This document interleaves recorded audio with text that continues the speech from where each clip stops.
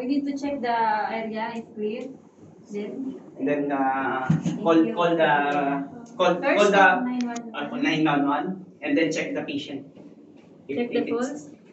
If the pulse, yeah. Check first if it is responsive. Responsive and Okay, then how? not breathing. How you will check if it is responsive? Hey. Check Hey, my hey! Are you okay? Oh, you can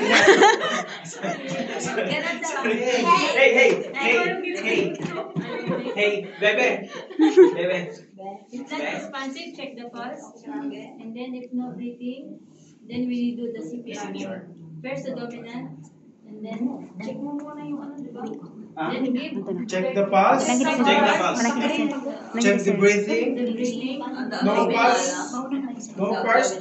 No breathing. And then do the CPR. Dominant Okay. and then give 30. 30. 30 compression, 50. 1, 2, 3.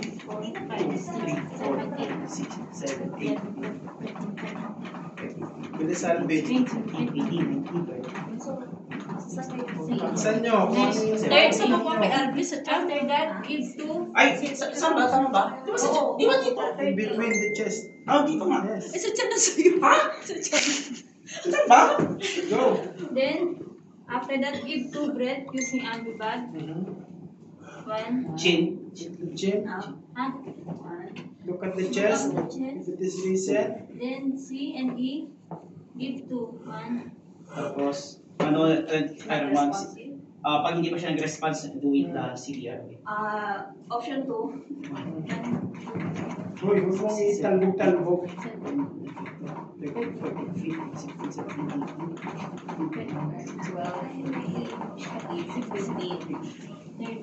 Next. Give again 2 breath. May ilaw na sa C kabila. and C E. and E. Kanina wala. Calvin, yung kamay mo yan. Ito. Yan. 1.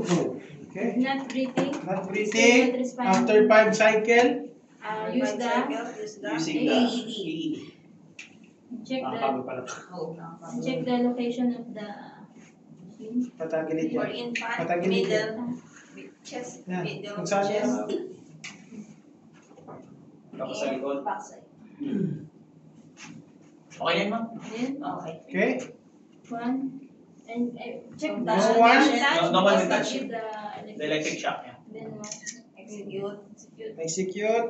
Defibrillator. this Not responsive. responsive again give Continue. CPR. And if responsive now, give take the patient in the sideline position. Yung sa'yo naman bubuhatin niya. Normal na buhot lang. Oo, bata lang naman yan. Normal na buhat lang.